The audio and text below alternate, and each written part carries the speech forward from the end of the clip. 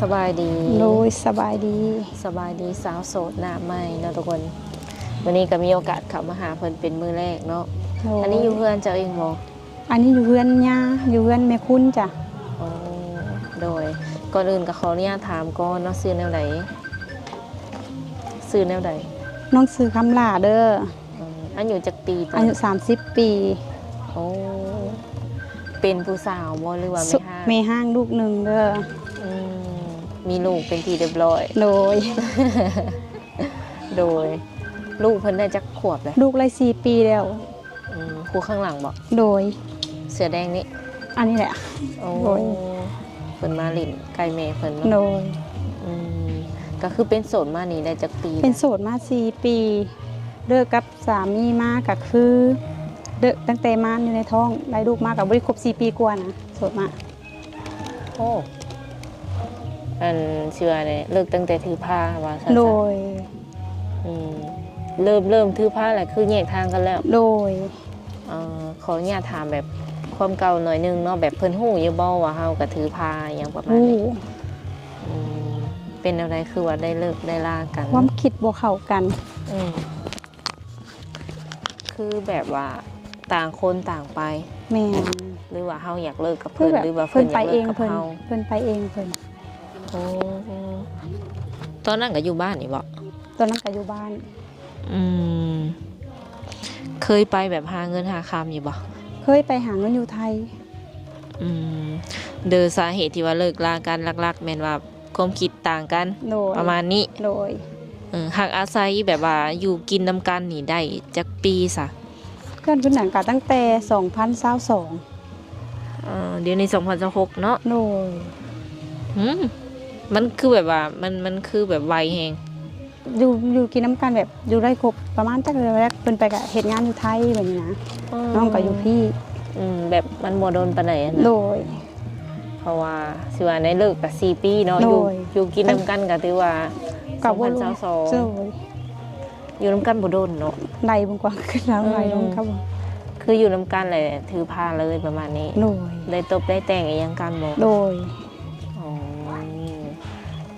ได้แบบว่าแต่งอีหยังกันอยู่เพียงแต่ว่าอยู่น้ำกันบ่โดนเนาะโดยตอนนี้นี่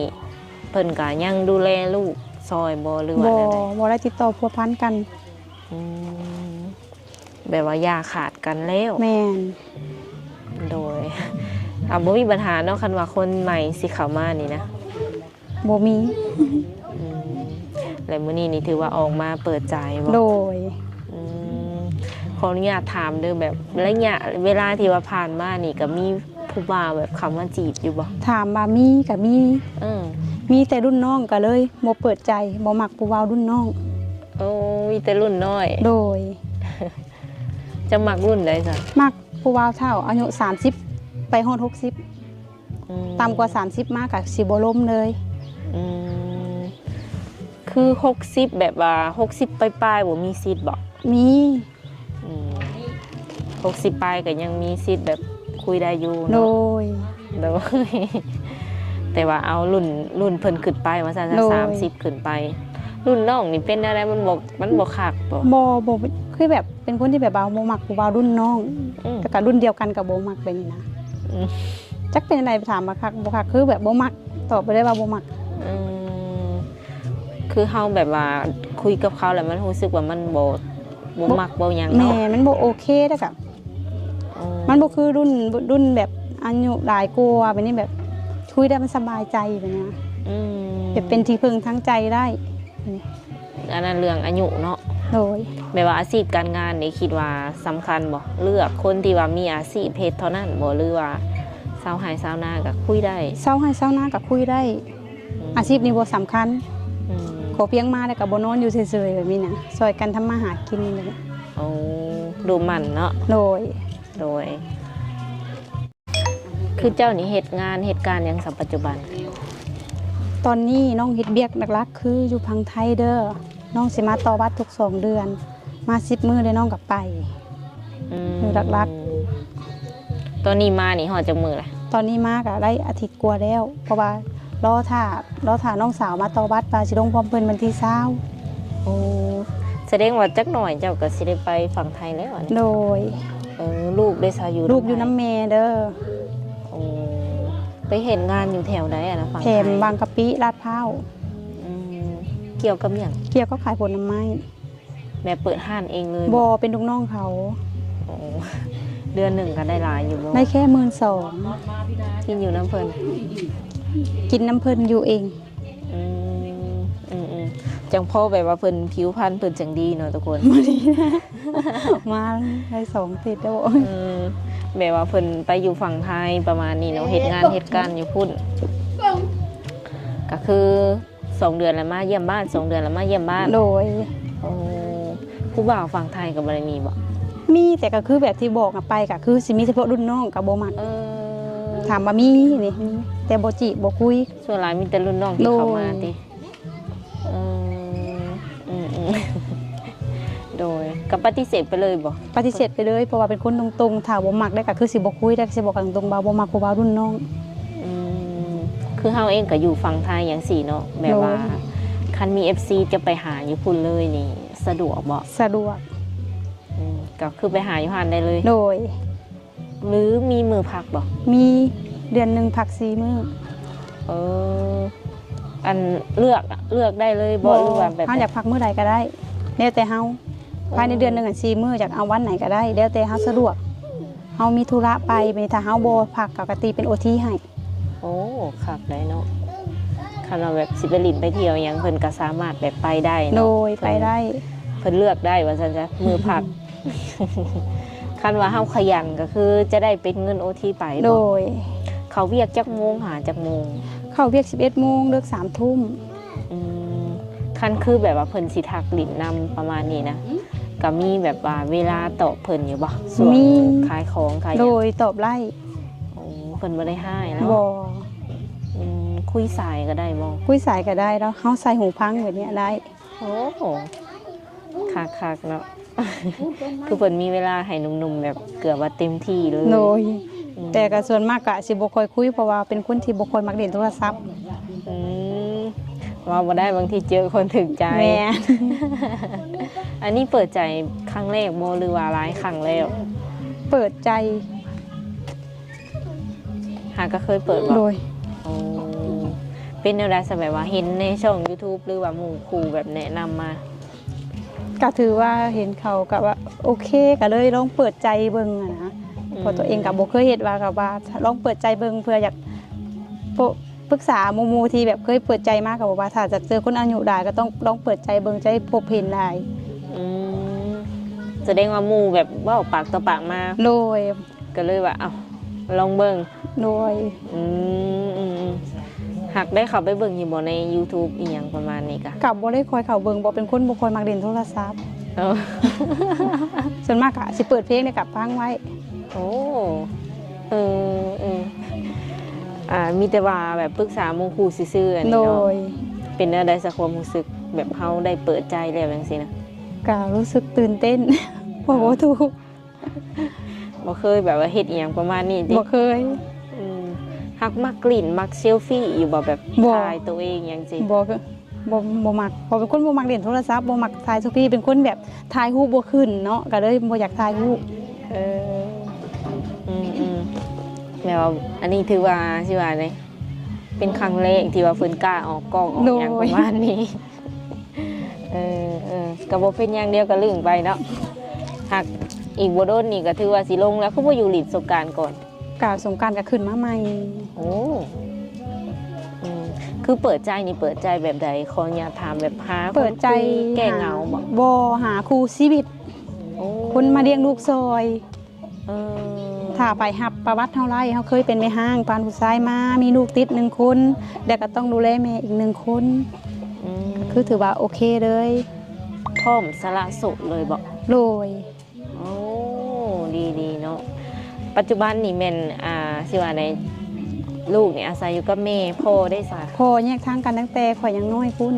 อืม ข่อยอยู่กับแม่กับลูก3 คน อืมเวลาที่ว่าเจ้าไปหาเงินนี่แม่เพิ่นอยู่กับลูก 2 พังบ่ โดย โอ้ให้หน้าตะกร้าบ่ได้เฮ็ด บ่ได้เฮ็ดเพราะว่าบ่มีพ่อ หักมีอยู่บ่นากะ มีแต่บ่มีผู้เฮ็ด โ คันว่าชื่อว่าในขาดคนพาหาพาสร้างเนาะ แม่น โอ้ลูกนี่นี่สับแบบว่าเดือนหนึงนี่เฮาส่งมาให้เพิ่นนี่หลายบ่เดือน ก็แล้วแต่แบบมีหน่อยก็ส่งหน่อยมีหลายก็ส่งหลาย อืมคันได้12,000นี่สิส่งประมาณเท่าไหร่ ก็บางทีก็7-8,000 10,000แบบนี้แล้วแต่ ส่งมาบ้านนะ โดย ก็ถือว่าเจ้านี่ก็ใส่หน่อยกว่าทาง โด บ้าน ยเพราะว่าต้องให้ลูกกับเมก อ๋อ12,000ก็ถือว่าพอใช้พอจ่ายอยู่บ่ กับโบโพแต่ว่าต้องจำเป็นนะหาผู้เดียว โดยมักไปหลินไปเที่ยวอยู่บ่ บ่ เจ้าก็ เป็นคนบ่มักเล่นมักเที่ยวเด้อ อ๋อกินเหล้ากินเบียร์ได้อยู่บ่เลย กินได้แต่ช่วงเทศกาลเป็นงานถ้าให้กินแบบปั้มเพื่อเล่นเรื่อยๆเฉยๆคือสิบ่กินเลย โอ้มักอยู่บ่สับผู้ชายกินเหล้ากินเบียร์ ถามว่ามักบ่ก็บ่มักแต่ว่าคือให้กินได้อนุโลมให้กินได้ก็คือมีงานแบบเนี้ยเทศกาลมันกินได้แต่ให้กินแบบปั้มเพื่อทุกมื้อทุกเว้นอ่ะบ่ฮัก รับบ่ได้ โดย เออไปผู้ชายมีหนวดมีเคราก็มักอยู่บ่ ถามว่ามีหนวดมีเข้าก็ แม่น ผ่าน ผ่านอยู่ โดย อืมลักๆนี่มักผู้ชายแบบนิสัยแบบใดอ่ะอยากให้เพิ่นเป็นนิสัยประมาณไหน รักๆถ้าเลือกไล่เนาะ แม่น เป็นนิสัยแบบฟังความลูกความเมียแบบนี้ อืม บ่ค่อยเว้าค่อยจ้าแบบนี้แบบน่ะ โดยสามารถเว้ากันได้ทุกเรื่องประมาณนี้อ๋อคันว่ามีเมียบอกว่าย่าก็คือย่า โดย อืม คันไปเสกอะให้บอกเมียก่อนอนุญาตเมียก่อนแบบนี้นะ โอ้เฮาก็บ่ถึงขั้นว่าสิบ่ให้ไปเลย แม เนาะ นคือบอกได้เฮาก็ให้ไปบ่แม่นว่าเฮาบ่ให้ไปแต่ก็ต้องแบบ คือให้เกียรติกันน่ะคือเหมือนค่าคอยสิไปเขาก็ต้องบอกผัวก่อนแบบนี้นะ โอ้ ต่างคนต่างให้เกียรติกันแบบเนี้ย เออ โดยกับประมาณนั้นเพิ่นก็บ่ได้ขออย่างหลายเนาะ โดย ทุกคนขอเป็นคนที่ว่าดุมันขยันเนาะถึงว่าสิบ่มีอาชีพมั่นคงแต่ว่ารู้จักทำมาหากินซอยกันบ่แม่นล่ะวะ โดย หรือว่าถามมีคนที่เพิ่นพร้อมแบบว่าดูแลเฮาเลยอย่างซี่นะแล้วเพิ่นอยากแต่งเอาขอเอาไปอยู่น้ำเพิ่นนี่นะเจ้าสะดวกบ่ สะดวก ลูกเฮานี่เฮ็ดแนวใด คันนี้เพิ่นหับลูกเฮาได้คือถ้าไปก็ต้องเอาลูกไปเลี้ยงนํไปดูแลนํ อ๋อแม่ก็เอาไปบ่ แม่นี่เอาเมียนเฮือนแบบถึงมาหาเพิ่นก็ได้หรือว่าให้เพิ่นไปแวะไปเด่นเพียงนี้ก็ไปได้แบบเนี้ย แต่ว่าลักๆนี่เป็นลูกต้องได้เอาไปนำ โดย สำหรับผู้ชายที่ว่ามีลูกติดทางเจ้าเองก็โอเคอยู่บ่เลย โดย ก็ห้ามได้อยู่เนาะ โดย บ่ขอหยังหลายแบบว่า โดย เอาลูกเอาหยังไปอยู่นำเพิ่นว่าประมาณนี้เนาะข่อยเชื่อว่ามีเนาะคนที่ว่าเพิ่นอยากแบบสร้างครอบครัวเลยอย่างซี่นะแล้วก็อยากแต่งอยากขอไปอยู่นำเลย โดย อ๋อใกล้ๆก็อยู่ได้บ่อย่างเช่นฝั่งไทยหรือว่าอยู่ต่างประเทศอย่างซี่ ได้ โอ้ บ่มีปัญหาขอเพียงเอาลูกไปนำ ขออนุญาตถามแบบว่าอ่านออกเขียนได้ปกติบ่ โดย เรียนจบห้องไหน โทษเด้อน้องเฮียนจบแค่ป .5 เป็นคนโวได้เฮียนสูงเพราะว่าอยู่กับแม่บ่มีพ่อ แต่น้อยพุ่นบ่ โดย หักปหานี่ก็ถือว่าอ่านได้เบิดบ่ โดยอ่านได้เบิดแต่บ่ได้แต่ภาษาอังกฤษ ลาวไทยนี่แตะเบิดบ่ โดย โอ้เก่งได้สำเร็จกันเนาะเพราะว่าปหาเองได้ทุกคนเลย โดยจบแค่ป .5 เด้อบอกไปก่อน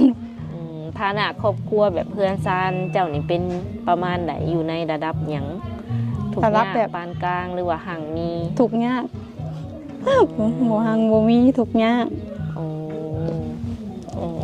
แบบพี่น้องอีหยังเพิ่นก็มายืนมาแลซอยอยู่บ่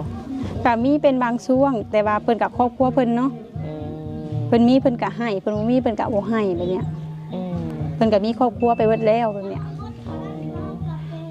ที่ว่าคนก่อนที่ว่าได้เลิกลากันน่ะเป็นหนุ่มลาวนี่บ่หรือว่าต่างประเทศคันเพิ่นเห็นคลิปเจ้าเลยสมมุติว่าเพิ่นบังเอิญไปเห็นจังซี่เนาะ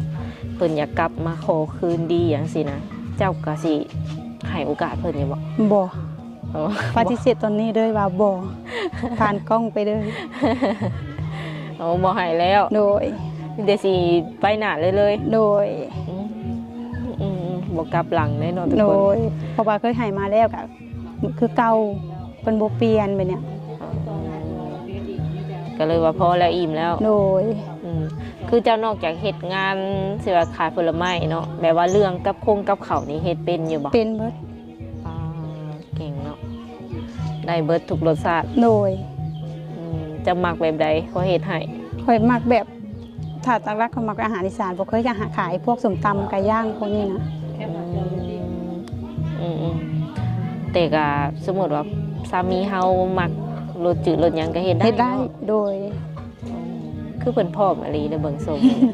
พร้อมแบบสร้างครอบครัวอีหลี โดยอยากสั่งครอบครัวบ่อยากให้เขามาแค่แบบร่มๆคุยๆอะนะ ตอนนี้ก็อายุ30แล้ว โด เนาะ ย อ๋อคิดว่าสิคุยกันประมาณจักมื้อหรือว่าจักเดือนอย่างสินั้นจังสิตัดสินใจแบบเอามาเป็นสามี นี่ก็ขึ้นอยู่ในสถานการณ์ถ้าถูกมาได้คุยกันแล้วลงตัวก็บ่เกิน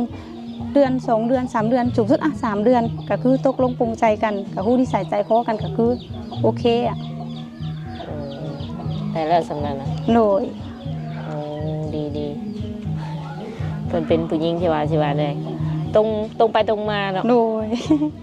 สมมุติว่าคนเข้ามาทักเลยเฮาบ่มักนี่ก็สิกล้าบอกเพิ่นไปอยู่บ่ล่ะ กล้าบอกตรงๆเลยคือเป็นคนที่แบบบอกตรงบ่ให้เขาเสียเวลานํเหมือนผู้ว่ารุ่นน้องมาจีบเนาะสิบอกไปว่าบ่มักบ่าวรุ่นน้องบ่ต้องโทรมาก็ได้ เออ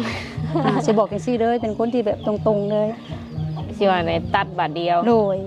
ยันมันสิว่ายันเพิ่นเสียเวลานำ โด เจ้าย สิบ่ ให้เพิ่นมีโอกาสไปหาคนใหม่ โอ้ย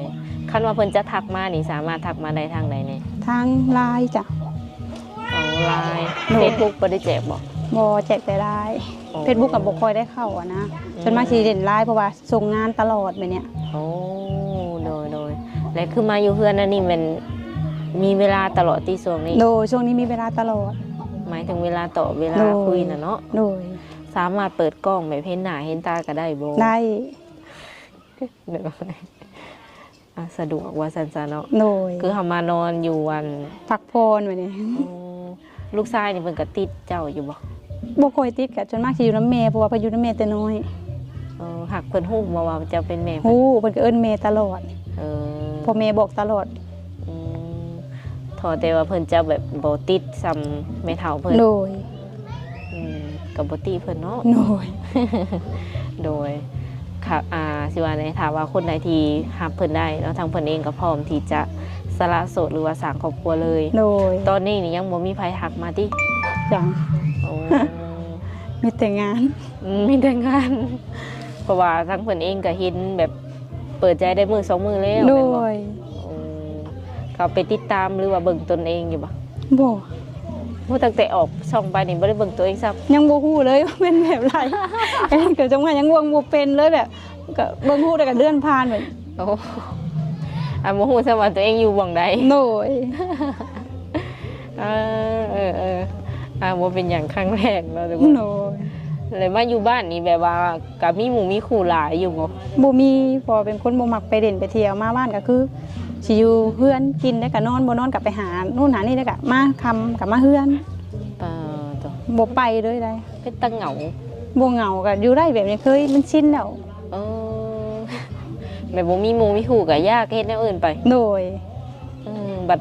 คนอื่นฟังก็ส่งแบบส่งสิ่งเหงาจังซี่เนาะ โดย แต่สำหรับข่อยแบบมันชินแล้วมั้ง นอนเดึกอยู่บ่แต่ละมื้อแต่ละวัน ถ้าบ่มีโทรศัพท์ถ้าบ่มีงานเข้าก็คือ7:00 นก็คือนอนแล้ว 7:00 นแรงอะนะ โดย ถ้าแบบมีมีเบียกลมคือซั่นสิก็สิอยู่เดึกแน่ โอ้สำหรับสาวโสดคนนี้แม่นประมาณนี้เนาะ โดย คันว่ามีคนเข้ามานี่ก็เว้าบ่ได้บ่อยู่เดึกขึ้นเดึกขึ้น น่าสิแม่น หากจะมักนอนตะเวนเนาะ แม่นเป็นคนมักนอนแต่เว้น ดี ว่าบ่มีหมู่เนาะจักสิไปเด่นไส เบิดสิว่าเนี่ยเอาโทรศัพท์เป็นหมู่ แม่ หมู่ก็อยู่นี่ เปิดเพลง ยังก็อยู่นี่ เอาเพลงเป็นหมู่โทรศัพท์เครื่องนี้ก็เปิดเพลงแล้วก็นอน เออ โดยอ้าวดีแล้วเนาะทุกคนเป็นสาวบ้านๆที่ว่าบ่ค่อยมักเล่นมักเที่ยวทางสาวเพลงเองก็หวังว่าสิตรงสเปคหนุ่มๆหลายคนอยู่เนาะสุดท้ายนี่มีอย่างแบบอยากฝากถึง FC ของข่อยโบที่ว่าสิเขามาคุยกับเจ้าเนาะนับตั้งแต่มื้อนี้เป็นต้นไป ก็ขอฝากในอยเด้อ อืม น้องเป็นคนโสดอายุ30มีลูกติด ต้องดูแลลูกก็ต้องดูแลแม่อีก ถ้าสิเข้ามาก็ขอให้รับในตัวน้องได้เพราะน้องมีตำหนิอยู่ในคำบาแม่ห้างเนาะ เวลาคนเข้ามาจีบสิเว้าดูถูกแบบว่าบ่มักในห้างลูกติดจังซั่นสิเป็นภาระถ้ารับในตัวน้องได้ก็เข้ามาได้เด้อยินดีต้อนรับ โอ้เพิ่นก็บอกไปเบิดทุกอย่างว่าซั่นๆเนาะ โดย บ่มีหยังปิดบังแล้วต โด อนนี้ ย โดยโอเคเนาะทางสาวเปลี่ยนก็สิได้ขออบรมกับเพิ่นประมาณนี้ก่อนแล้วก็สิได้สิว่าไงเอาเงินไว้ให้เพิ่นเติมบัตรเติมเบอร์เนาะ100,000 กีบเนาะ โดยขอขอบใจ